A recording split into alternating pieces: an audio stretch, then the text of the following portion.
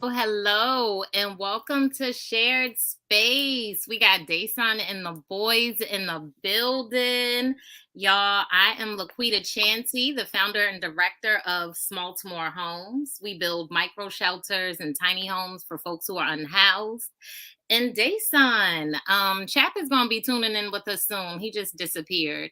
Tell us what you got going on. Let's introduce yourself and the boys, Okay. and then we'll bring it back to what you got going on. So introduce yourself and the boys. Okay. So my name is Dayson Brooks. I am the CEO and founder of Level Up, a nonprofit organization based right here in Baltimore City, intent on upgrading and uplifting Baltimore City youth, as well as the communities they live around. Some of these are my mentees, some of the 85 mentees that I have across Baltimore City, with approximately 25 different schools and other youth programs and nonprofit organizations. So this is Charles, Dominic, Xavion, J-Mo, and then there's Carson over here who's trying to fit in the best way he can. So yeah, and I think a lot of the viewers probably remember me from before because I used to host this show with Chet and you, of course. Yeah, so way back in the day, so we are the longest running station or the longest running show on Baltimore. Oh, Chap is back. Come on, stop looking in the background being all snoopy and sneaky. Yes, But ma'am. we are the longest running show in Dayson. Back in the day, you were right there with us getting it started. So thank you for that because consistency and showing up matters. And you fell off, but you didn't fall off. You fell into the streets with these kids. You started mentoring. Like, I feel like, that is equally, if not more important than this show, right? But we continue to share the platform with you. So, mentees, what is it that we have been learning with Dayson? Like, what either go for it. Go for it. So we've been learning how to be a man, and we've been learning respect, and we've been learning school. Yeah. I like it. I like it. Those are three great things to learn: to be respectful, how to properly be a man. And school is very important. So I love that. I love that. What would you say? Go ahead, Dayson. We're actually at tutoring right now. We tutor Mondays from 6 to 8, and every the first Wednesday of every month when kids get out of school early, I dedicate that entire Wednesday to tutoring as well. Not only for kids that are in my program, but for kids that attend some of the other schools that my nonprofit organization is associated with. I love that. And so the kids that need the tutoring assistance, they come to Enoch and they meet you up there, or do you do virtual tutoring? How does it work out? So it's a mixture. So the way I operate tutoring is when we were still in lockdown for COVID, I didn't have my nonprofit status then. However, I had a lot of kids that I've worked for. I've been doing this for over 7 years, and they Right. require tutoring. The virtual stuff was a little bit difficult at that time, so I did offer to virtual then. Once we got the ability to actually do in person, I started doing in person, but I never stopped the virtual. And so Right. while I do tutoring on Mondays from 6 to 8, and then open tutoring on Wednesdays when kids get out of school. Right when they get out of school at the Enoch Pratt Library, we also offer virtual tutoring throughout the week. So if there's ever a time where a child has difficulty doing his homework or they have a test and they need help studying, they can always call my phone. I'll set up a Zoom, or we'll do it over FaceTime, or just a simple phone call where I help them kind of get the education or the academic help that they need. I love that. I love that. And then in addition to the academic help and all the other stuff that's going on, like I've met some of the guys at Walk with a Doc at our Project Healthy community. So you bring the kids out into the community, you Mm-hmm. engage them in wellness and mindfulness, but also you all were doing jujitsu, right? Can you guys tell me like how did y'all feel about that? Like being tossed around on the mat? What did you learn? What tell me about it? Well, Go like for it. I learned how to flip people around, but usually I don't fight grabbing. I used to be a boxer, so I don't like grabbing and wrestling and stuff. But I just learned how to start grabbing people and get an advantage. So I we like it. Go ahead, Dayson. Tab introduced us to the Goji Project. Coach Mike over there on Bel Air Road. And so I try to get as many kids there on Sundays as possible, and then I put a few kids in the after school program there, which is still currently open if anybody is interested. But you can go ahead, Xavier. I learned how to flip people bigger than me. What? So how do you flip people bigger than you? Like what?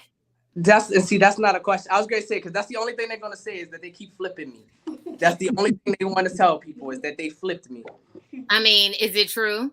Yes. All right then. So look, I'm gonna comment. I think I'm a comment, man. Like the one day they came running in the building. They wanted to they're like, "Where's the lady at? Where's the lady at?" So they came up to the gym at a Gogi project, and they were asking for this lady. Lori? Well, there's a couple ladies there, right? There's a lady that teaches Spanish to the kids on Tuesdays and Saturdays. Okay. There was my wife, Brandy, and then there was Ori, who's a coach, right? Right. So I'm like, which lady? There's a couple ladies. I said, you guys want to see the lady that flipped Dayson, don't you? And they were like, yeah. Yep. So they got it on video. They keep sharing it. It's hey, but look, they got you on video too. Like you made me tap out, bro. Yeah, they got a video because the boys gave us a hard time at the gym, and they were like, hold up, how come Mr. Dayson and Mr. Chap ain't fight yet? I'm like, dude, shut up. Yes. But they made us get up there, bro. And Dayson, when I was in the guard position, he wouldn't give me an inch, man. I was like, let me get this little young buck off me. So how much are these classes then for new people? Are they $25? I know. Go ahead. For adults. No, yeah. So I'll pitch it, man. So for the kids, everything's free. It'll always be free. Right. For an adult, your first class or two is free while they kind of, you can feel it out. My cat is killing me. So the first classes are free, so you can feel it out and see if it's for you and figure out what you want to do there. For $100 a month, you can do either jiu-jitsu or boxing, or for $125, you can train for both, and you just have access to the gym.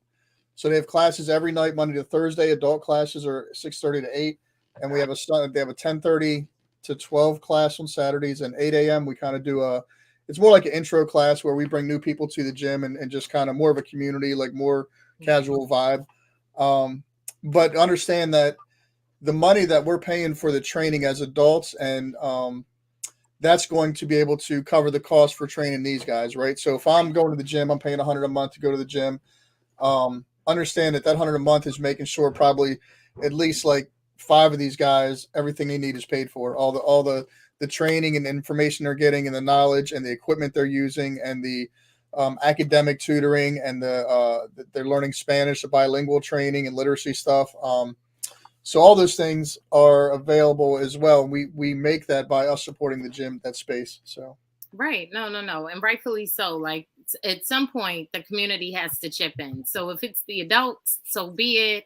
If they find a grant, even better. If someone is out there listening and wants to sponsor the program, the best, right?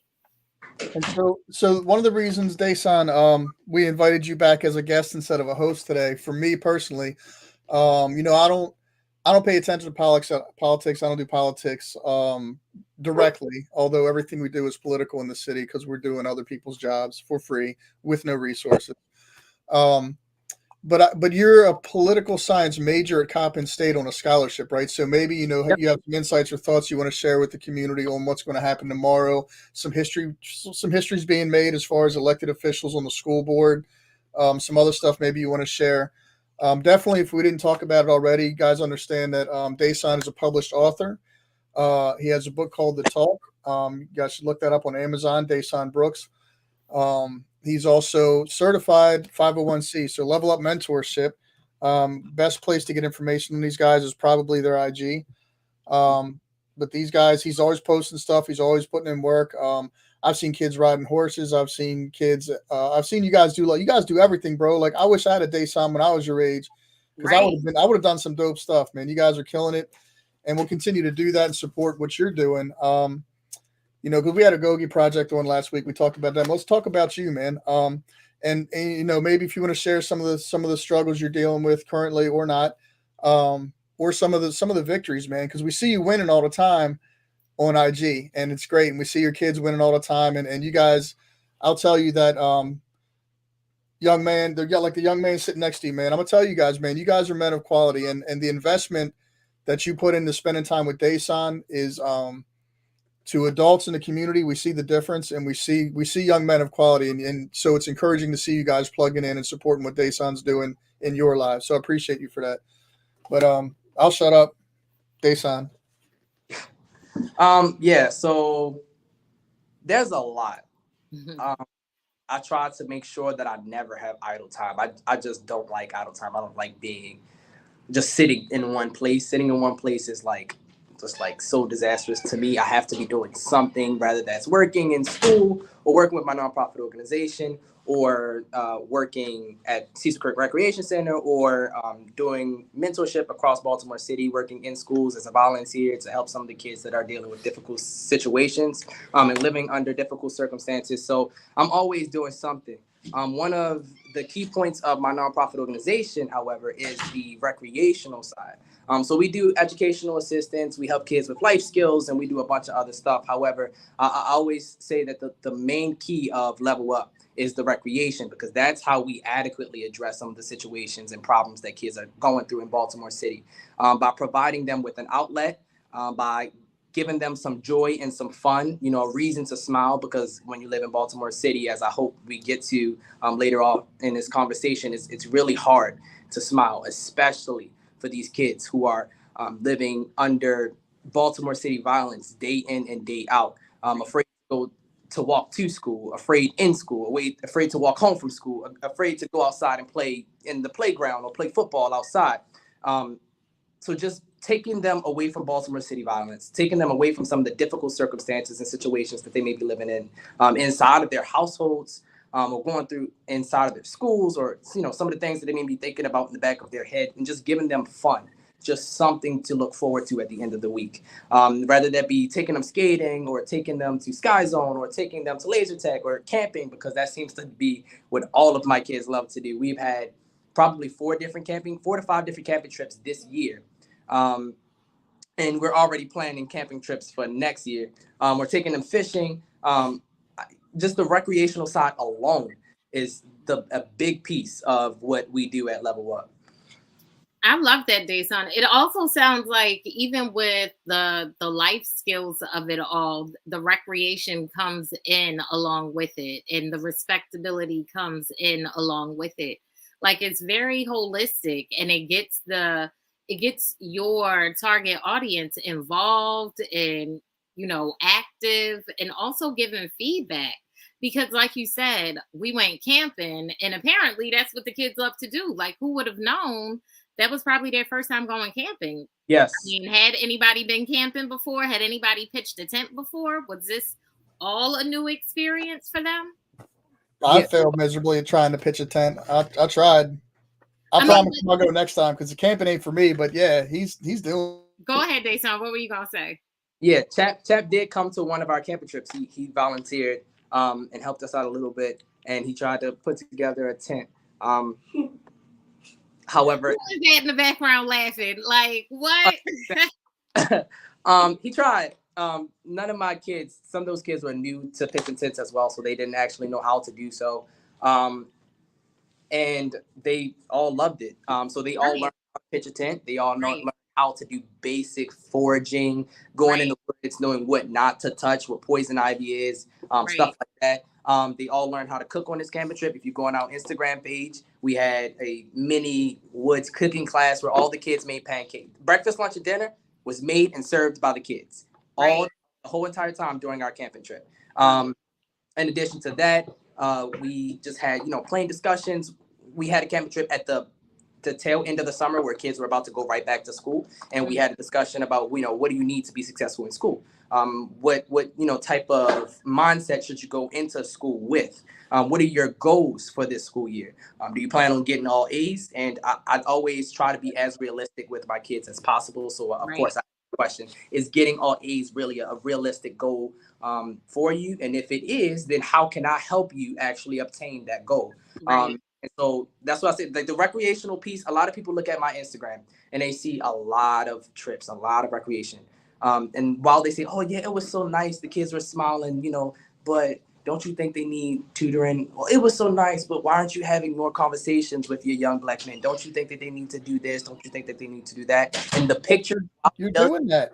words, it does not tell the whole story. Our Right. recognition is very important because it gives our children the ability to smile. However, there is a whole different aspect of that recreation which teaches skills and promote passions of which are not shown in that one image alone. Right. And I think, Dayson, being able to articulate that is awesome. But more importantly, like maybe that's not your ministry. Maybe your ministry is taking the kids camping. Maybe this is your ministry and this is your lane. Like I understand you're a jack of all trades, you wear many hats. But it's interesting that people are like, that's great, but you should be doing this and it's like, well, what you doing? Are you gonna put in so that I can get another program manager or site manager? Like people don't realize that that projection means action, means money, means resources. Like, yeah, I'm doing what I can. Like, what are you doing with these daggone kids? So I want to commend you for that. But then also just commend you for being so holistic and being able to say, well, we do that. It's just not represented on my IG page. Because I know for me with Small to More Homes, wraparound services, that's not my ministry, but those have to go hand in hand with a Small to More Homes village. So when I'm out talking to folks, they're like, well, what are you going to do about wraparound services? I'm going to find somebody that's in that lane because that's not my lane. Yep. So thank you. Right. Like we can't assume that everybody can do everything. And even if you can, not the case that you always should. So keep that in mind as you expand. Don't let people tell you what you're not doing, Dayson, because what you're doing is amazing work. Like so good. So good. Who is this thug life in the background? I see you with the glasses. Has an injury to his eye, so he wants to be in, but he's a little bit embarrassed. What? Oh, okay. So you're not too cool for school with the glasses. Those are medical. Okay, medical grade. All right, because we were looking like, hold up, who is that too cool in the background? I see you.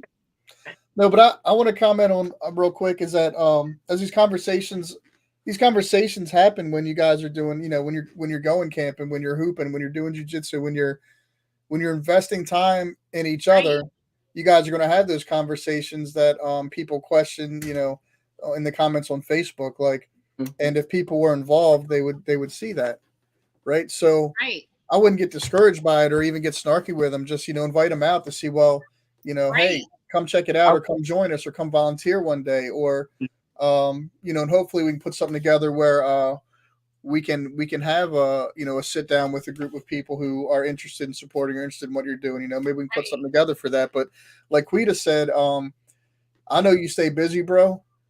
And I don't discourage that because you're 21 years old. You got the energy to do it. 22. Oh shoot, my bad. So, but the thing is, are like, you a Libra? Scorpio. Oh, okay. Yeah.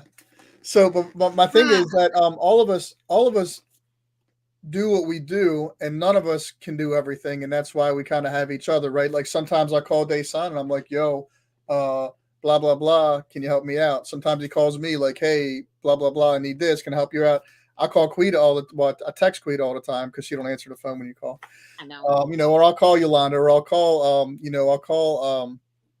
really anybody it takes to get the job done in the community. Because as we're engaged in the community, there's all kinds of needs that you never really know what's going to come up, especially in Baltimore, especially in a violent culture we live in. And you just never know what the needs are going to be. And so that's why we have each other, right? Because if I don't know something, I'm gonna find it somehow. I'm gonna call somebody. I know somebody who knows somebody. I call Monique. I call Valerie with Hug Don't Shoot. I call Quita with Small to More Homes. I call Lou at Power Fest. Like I call everybody till we get the need met, and that's right.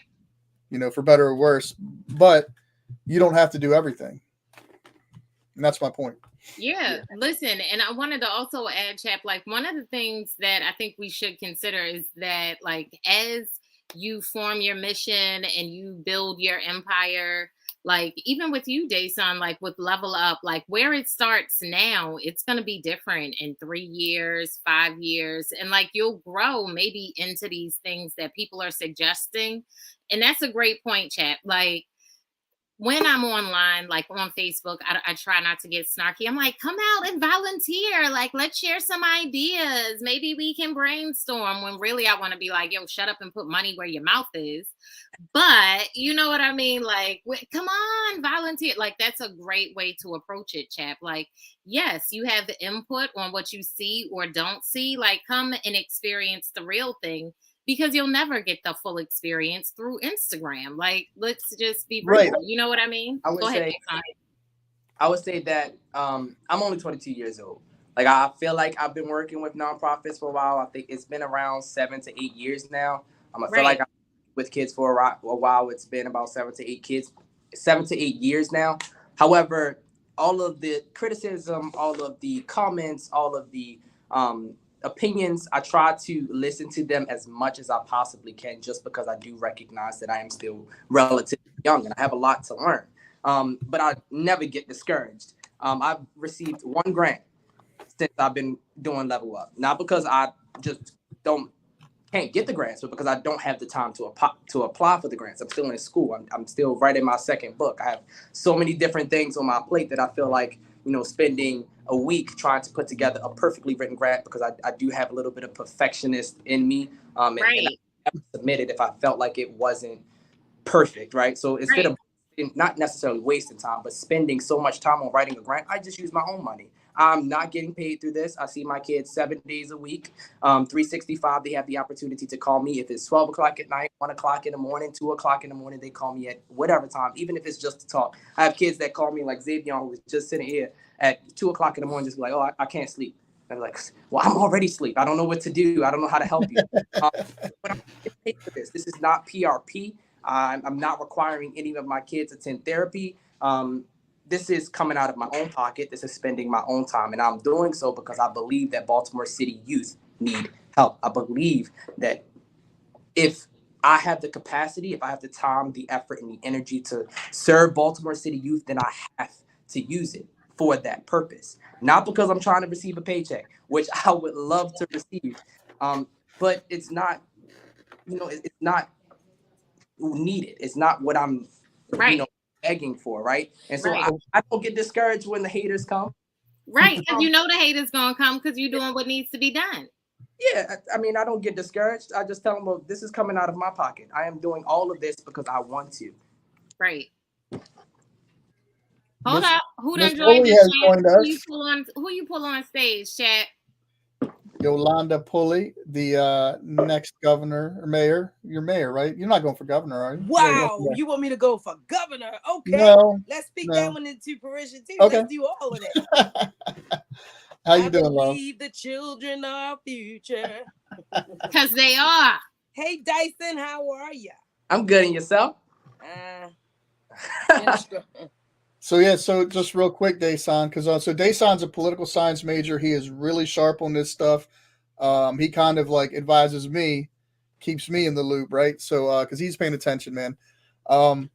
So Dayson, Yolanda was talking about on her show earlier, the previous show on the network, about how the irony of the guy who paints the no shoot zones in Baltimore was gunned down by the police this weekend, right? Was it this weekend? I remember I got the call. I wasn't sure if It it was was yesterday. Yeah, if you remember, I said I wasn't sure if it was the same guy. It was the same call that I got. So yeah, so there was just kind of the irony of the culture and the situation for gun violence in Baltimore, right? A guy who is painting no shoot zones on our corners in Baltimore City was shot and killed by the police yesterday. I need more. What you have more context? What was happening? It should not have ever happened. Like, Well, that's I not don't. what I'm asking or What getting. what I know was that the context I know, and I watched some of Yolanda's show, but prior to that, the context I know is that no, I don't think I can share it because of chaplain stuff. But Yolanda, if you want to share, Yeah, absolutely. So and then and basically, Dayson, please comment. yeah, basically, Tyree had his name was Tyree Coleon from No Shoot Zone. He had mental illness. Right. Yeah. So, he was real manicky. And they don't Always. tolerate anything that is fidgety, anything that moves. So don't move, don't talk, don't. Okay. So now it makes sense. Like there was Yeah, no him and his tolerance lady got into an for. altercation outside on Fulton and Lafayette Avenue yesterday. And, you know, from the videos, you would think that he was stabbing the woman, and that must have been the call that went to the police. And when the police pulled up, you know, they was tussling on the ground. And he got up and then he jumped back down like he knew what was coming. And it seemed like he dived on top of her because I don't know if he was trying to save her from what he knew was going to happen to him, or was he trying to kill her? I don't know. But if he wanted to kill her, he would have did it before the police got there. He had nothing but time, opportunity, and space to do what he wanted to do to this lady. So when the police pulled up, they jumped out the car, said drop the weapon because he had a knife. 13 shots went off. Then it was a silence of seconds. And then the 14th shot went into his skull. It was that 14th shot for me. It was that one. Was that like a fatal kill shot? If you shot somebody 13 times through the body, What you're was a the trained 14th professional. mean? He was already dead. And Right. that last one to me was like, yeah, we got you. Mm-hmm. And unnecessary and excessive. It was definitely obsessive to me. When we talking about, and then we mimic behaviors in our communities. And that's what me and Dayson, Mr. Brooks, was talking about with children carrying guns to school. Dayson. I'm sorry, Dayson. Okay. I'm looking at it right there. I don't know why I want to call you Dyson. But Dayson, you know, when we was talking about, you know, I am that Yolanda Pulley that you talk to on the phone. You do know that, right? Yeah. Okay. I'm just making sure you know who I am. But I blame us as a community because we sat up there and watched this man's manic behavior on his lives, and nobody did anything to stop him. Nobody said anything. We shared, you know, we found humor in somebody else's mental illness. Right. And that's what we did as a Black community. So not only did the police kill this man, we helped do it himself, because he actually went on live day before yesterday or one day this weekend. And he said, the police going to kill me on Monday. And they killed him on Sunday. That is awful. That's if you awful. look at his videos, you can tell that, you know, he wasn't all the way there, and it might have been the trauma of no shoot zone. It might have been life all that he see right in the community, life experiences. Yeah, because can you imagine every time?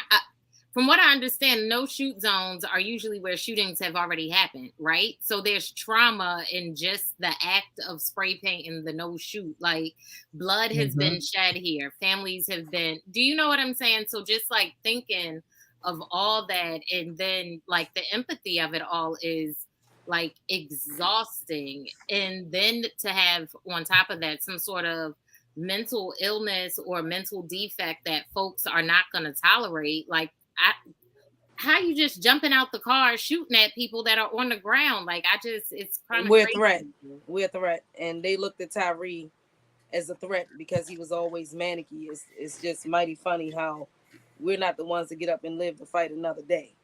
But knowing that you're approaching somebody who can be manicky, right? Like, shouldn't you have a taser and not a gun in your hand? Like, no, they're trained to shoot to kill, not shoot to win. It just doesn't. Go ahead, Chad. So while we're talking about this, because you already had your hour to talk about it, I do want to bring it up. I do want people to be aware of the situation, and please go back and watch Yolanda's podcast on it. And I'm sure that Donnie will have some news on BeMoreNews.com and Black USA News about it. But I want to talk Dayson to talk about an initiative he's doing to address the gun violence, because clearly it's not just gun violence amongst each other and people in the street, but clearly the gun violence from the police as well is affecting us. And that's one of the reasons that we were brought on as chaplains through the police department, was that so we could ride along with them and try to mediate the culture and be a buffer, making sure that the police are treating people respectfully and professionally. Think about if you're at your job every day and a priest or an imam or a rabbi is sitting next to you at your job, you're going to act different, right? So that's kind of like the concept of why the chaplains were like, hey, hey, let's do ride along. Let's ride, let's build relationships. Let's give, but Dayson, if you could share the Under 300 project with us and what that's about, how's it going? What do you still need? Because we got elections coming up. Yeah, tomorrow. So I'll first say my heart goes out to that family. It's really difficult losing a loved one, and it happens too often in our city. And it seems as if we are starting to become not necessarily ignoring it, but the story stays on the news for 2 days. The we say their name for 2 days. That's it, and then we move on to the next person that has died. Then we move on to the next person that is being shot. And whether it's being shot by the police officer or being shot by somebody in our own community, it's starting to make us numb. We are starting to just think that this is just a part of our way of life, that this is just something that we are supposed to deal with, that we are supposed to be. This is a trauma that is supposed to be a part of our community. It's ingrained now. It's something we cannot remove, something we cannot fix. No politician, no public official, no individual in position of power, ability, nor do they have the will to actually solve this very, very pressing issue. In 2020, I wrote my book, The Talk Discussing Black America, and it was geared towards families and children to have a conversation with their kids concerning Baltimore City, concerning police violence, and how police often kill unarmed Black men and women as a result of bigotry, racism, discrimination, and a whole slew of other things, which is solely on the basis of our skin color. That book was geared towards children. However, I've had testimonies of, families who have come to me and said that it's really helped them. And I think it's really important for everybody, if not to read my book, then just to have a conversation with their family, including their younger individuals, about police violence and about how they should act and perform around police officers who are often trigger happy. And it's really difficult to have that conversation with somebody that is suffering with a mental illness. However, I still think it's a necessary conversation. Where do we get the book? You can get the book from any major bookstore around the world. So Barnes & Noble, Walmart, Target, it is sold everywhere. But I didn't want to take this time to sell my book. Now I want to read it. Yeah. Right. And Dayson, you can't deny that your book is a part of this conversation, because not every person is going to understand this in context. But I think your book really does help to ease this conversation for elementary school. If a child has not experienced death yet, but they're in elementary school, I feel like this book would be helpful. I know that the first time my niece experienced death was with my dog, and it was heartbreaking to me. I wish I wasn't the one that had to introduce her to that thing. You know what I'm saying? So I think the book is helpful in so many ways. Yeah, what's the name of the book again? The Talk Discussing Black America. And then to answer Chap's second question, or I guess first question, concerning Baltimore Under 300, my nonprofit organization, as well as approximately 22 schools, 5 different nonprofit organizations all across Baltimore City, have signed on to get their kids to write letters to public officials, politicians, and people or individuals in positions of great power and influence concerning Baltimore City's violence. I decided my nonprofit organization started as a youth organization. We was only supposed to do mentorship. In the past year, I have had over 10 kids be a victim of Baltimore City gun violence. In the past month, I've had 4 kids be a victim of Baltimore City gun violence. Including mine. Then that statistic, and see, that's another thing. So when I say a victim of Baltimore City gun violence, they were either even shot by Baltimore City guns, or they were actively around somebody, like the bullet just barely missed them.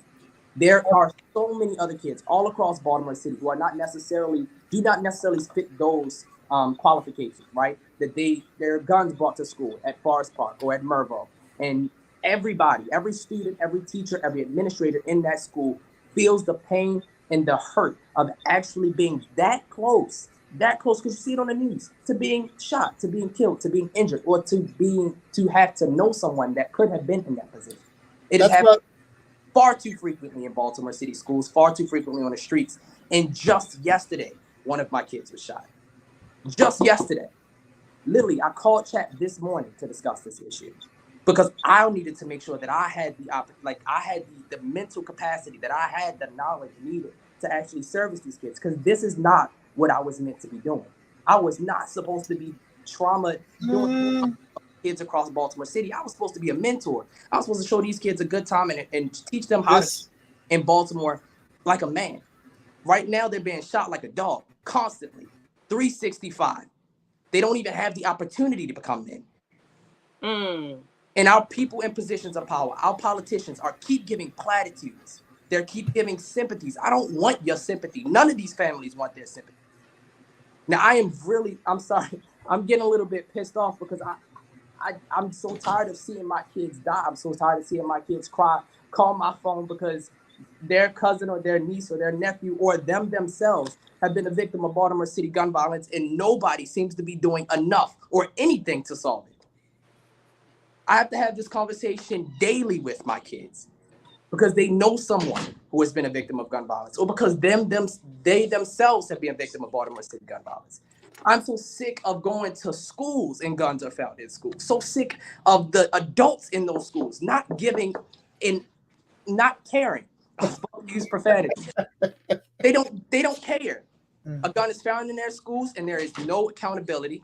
There is no transparency. They do not tell you what happened to the child that brought the weapon into school. Our delinquency programs and our delinquency system in Baltimore City for young individuals who are committing these crimes are not being adequately funded. They're not being adequately addressed. Our kids that are committing these crimes, they do not have adequate consequences for these crimes. And it's really irritating. Because while I do youth all across Baltimore City, and I know that there are a lot of good youth in Baltimore City, there are some youth that need help that I do not have the capacity to give them, help that a lot of people do not have the capacity to give them. And if the government and those in positions of political power are not willing to provide that help, then give us the resources so that way we can the money so we can provide that help.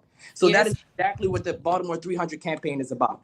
We are sending letters to politicians to let them know that we are fed up, that we are tired. The youth population here in Baltimore City is tired of being killed. We're tired of being victims of gun violence. We're tired of having guns brought into our schools. We're tired of being afraid to walk home from school, to walk to school, to be in school, to go outside and play, to play football, to be around our friends. We cannot do anything. We cannot go anywhere. And I constantly have to tell my kids to stay in the house because I am afraid of what may happen to them.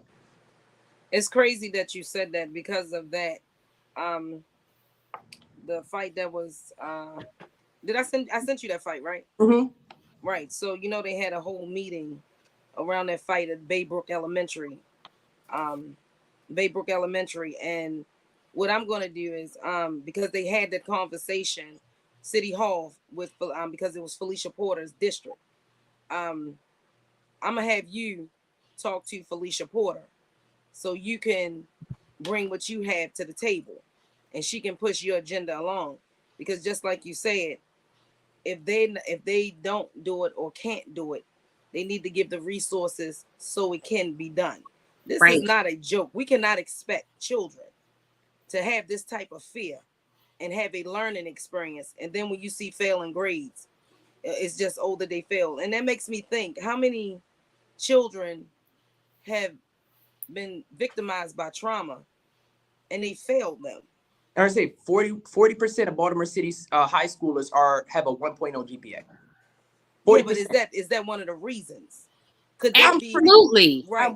Absolutely. Even if they tell you it's not one of the reasons, it has to be one of the reasons. No, heartedly, but because they refuse to put their hands and stir the pot, especially with Santa Lisa's, then this is the nonsense.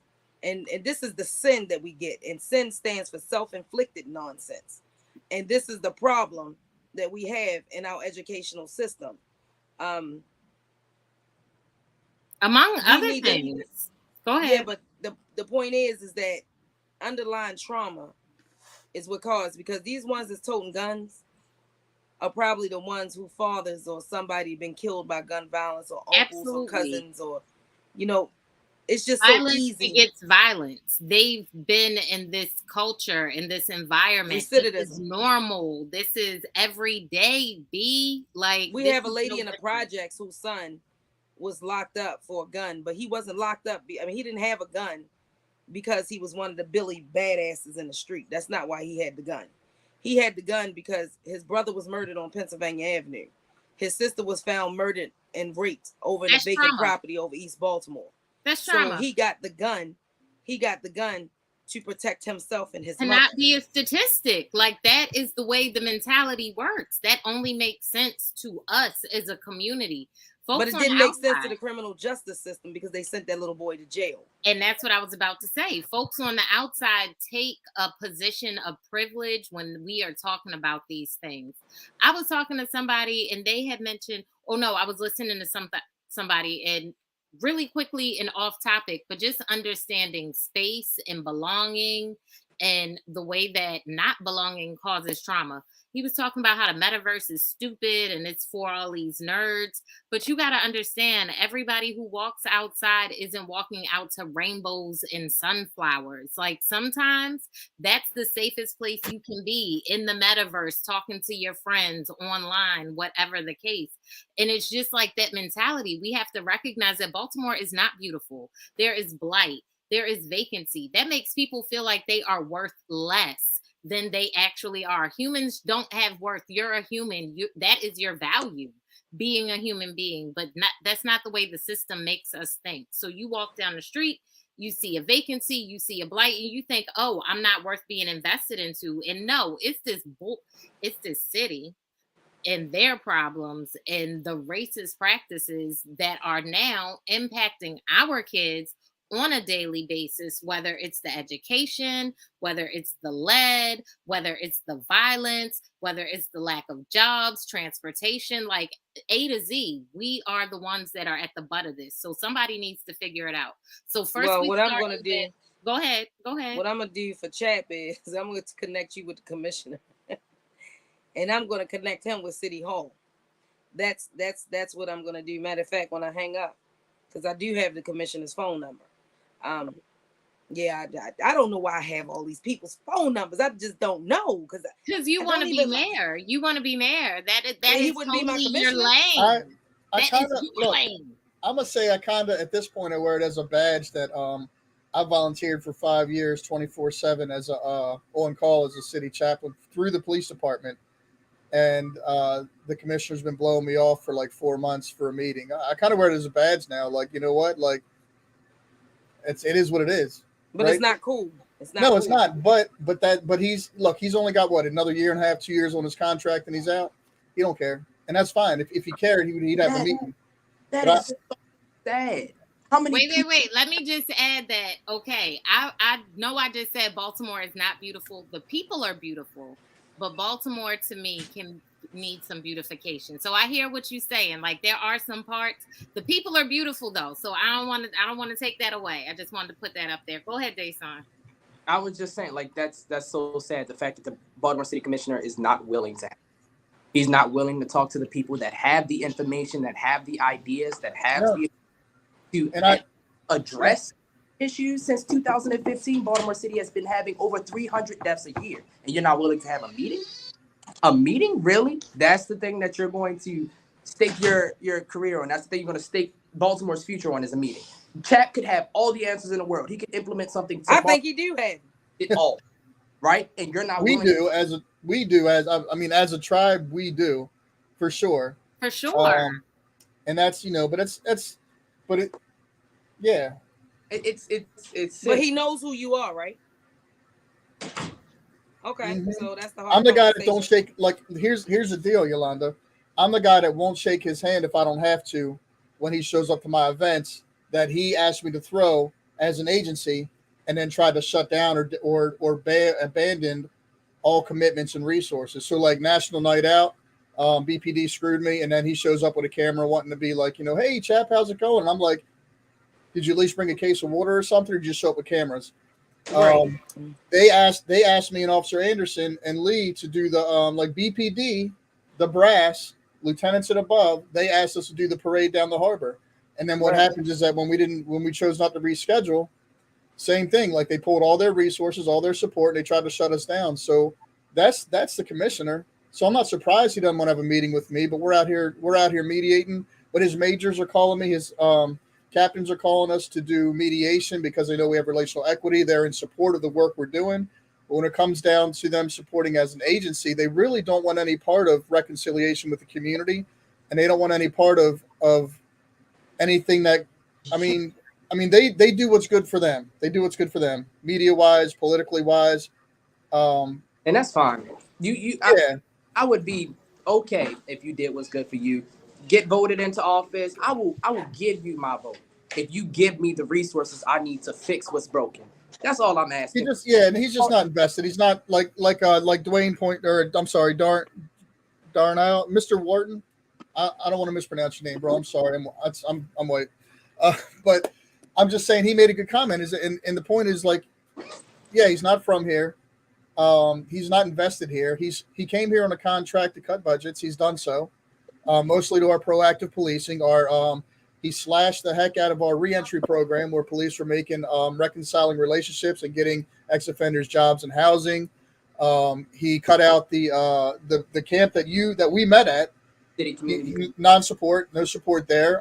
They got rid of the PAL leagues. They got rid of the Explorers program, but Officer Cromer and Otis, there's a handful of guys who kind of did it on the down low to keep it going, and now they're starting to rekindle that because they see the value. So why do you think all of those programs were cut? Like to get ahead of the defund the police. Oh. They saw it coming, so they hired him, out of town guy, come cut budgets, be the bad guy, nobody cares. And all the budgets that were cut, what people don't understand is that they cut their budgets back when they were cutting their budgets back, because now they've got more money than when they started before that whole movement. Was they cut all the proactive policing. So now all the police were doing is running IDs and warrants, where before they were doing the athletics, they were doing the Explorers, which is kind of like as I understand it, it's like a Boy Scouts for law enforcement. Kids were being had a pipeline to become like CIA, NSA, FBI, state police. Like they had real careers. So, chat, tell me this. I don't remember what question it is, but isn't there a question about moving the police from Maryland's control to Baltimore City's control? Isn't there a question about that on the ballot? I'll stay time because I'm not the politics guy. I can just tell you. I feel like it is. I'm gonna find my thing. I'm right here. There you go. How do you feel? Go ahead, Yolanda. Go ahead, Mayor. And how do y'all feel about that? Do you feel like Baltimore police would be better guided if they were managed locally, or do you think Maryland? Oh yeah, locally. Go ahead. Wait. See, the thing is yes, it's on the ballot, but you always pay attention to the language. Right. Now, see, the crazy part about it is when I was running for mayor, that was my platform to put local control back under Baltimore City police. I mean, under city government for accountability. Right. And everybody told me I was crazy. Then Brandon Scott stole my stuff. Because now it's on. It's on here, right? I mean, that's one of the problems. Like, why is Maryland controlling Baltimore's government, knowing that Baltimore is like Bebe's kid? We different than everybody else. It's the same thing with the educational system.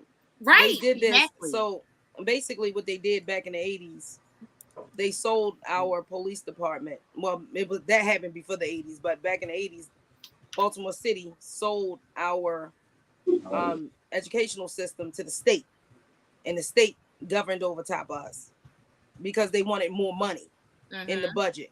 And I keep telling people more money in the budget doesn't help with what's going on in our school system, because I always refer back to this. My favorite show in the whole wide world, y'all gonna think I'm crazy, is Little House on the Prairie. Little House on the Prairie is is when they had their school system. What did they do? They were all in one area, no money, no budget, but everybody learned. It's like the more money Baltimore City get in the police department and in our educational system, the more corrupt they get. It's no way that we have a $1.62 billion budget and Baltimore educational system, and you can't fix nothing, and you're still making children and parents pay for everything. Certain things doesn't make sense. If you flip the pyramid upside down on the educational system and you make it about the students first, and then everything trickles down from there, we had a better society. But what they did was they made it top heavy, and the trickle down effects never touched the students. If children go back to school with a $1.62 billion budget, only thing that their parents should be worrying about is the hairstyle that they're wearing and the tennis shoes that they have on. That's it. That's all. Everything else should have been taken out the school budget. Everything should have been taken out the school budget. Question K. Hey, can you guys read this? You guys are the politicos here. Yeah, that was the question that I was talking about. And so they're saying that it's question H and tied to question K. That can come back to hurt us. If question K passes with term limits, a conservative realm can get voted. And you're absolutely correct. Until we Yolanda, you agree, vote yes to question H and no to question K. I don't believe in term limits, because term limits, we already have term limits. Term limits is every 4 years when you vote. That's your term. That's your limit. And it's up to the voter to put the person back in. But what they're doing is, and see, it's also what it's really, really sticky. Yeah. I would not. Now, we don't need term limits when we need a recall system. Certain things don't make sense. Right. That's not the resolution for the problem that we have. You just throwing in the words, and that's not what we need. Right. Yeah. We don't need that. I do feel like local control needs to be put back under, only for accountability on where the money goes. Yeah. Because nobody is explaining to nobody. And Baltimore City, it's too much of, keep pointing fingers. And if it's under local control, we only can point it one way. Where were you at? Right. What did you do? We know a task force had all the money coming out of, there was a whole HBO special on it. Chap could tell us about that next time around. Like, the whole system needs to be deconstructed and just broken down, because it doesn't make sense. Put Yolanda pull in office and watch what happens. Right. Hello. And I'm not the only one, because I was out there with hundreds of people who were sharing our stories. Yeah, I got robbed by the police when I was a kid, younger than Dayson, twice. My homeboys would get robbed by the police all the time. Yeah, they would white, bro. All that stuff out of the car, throw it on the side of the road, like have them looking crazy for hours. Like, what? The two infamous ones was Kane and Murphy. I can't take it. I cannot. Was King and Murphy. King and Murphy was the ones that terrorized Pennsylvania Avenue. But Dayson, look, man, we got 2 minutes before Robert comes on, and I'm going to connect you with Robert as well, because he wants to talk to you about your experience and kind of write something up with you, so you guys can work together on the editorial you're talking about. He's a trained professional journalist and an HBCU grad. But that said, you have any last words, and what can we do to help you get the 300? What do you need, bro? And then share some last words with us before we get off of here. So donations is always appreciated. If you need to know how to donate, you can hit me up on Instagram. We do have a website. It's Level Up, www.levelupbemore.com. You can hit me up on Twitter and TikTok and Instagram and Facebook, all under Level Up Be More. So donations is always appreciated. However, I would just stay tuned. Tomorrow, the letters go out. So I've already received over 300 letters from youth, age ranging, all the way from 2 years old to 25, from people from youth all across Baltimore City, from east, west, north, south, from 22 different schools, 5 different nonprofit organizations. And I have right now 6 different schools still working on getting me letters. So I've already reached my 300 goal, right? And the purpose of the 300 is because over 300 key people have been dying in Baltimore City since 2015. And we want to get that number down, let alone tackle the issues of violence in schools and for the youth population specifically. But if you have a child that is willing to write a letter, that would love to help tackle Baltimore City violence, you can hit me up on Instagram, and we can get him the information and the template to write a letter. Well, he doesn't really need a template, but if you want it, also follow us on Instagram. A social media campaign will be coming out on our Instagram page. You can make TikToks and Instagrams, and we're going to post it. We're going to get this blown up so that way they can actually see us. 5. See y'all later. Love you. Bye. Stick around, Thank you. Dayson. Stick around, Dayson. Stick around. We out.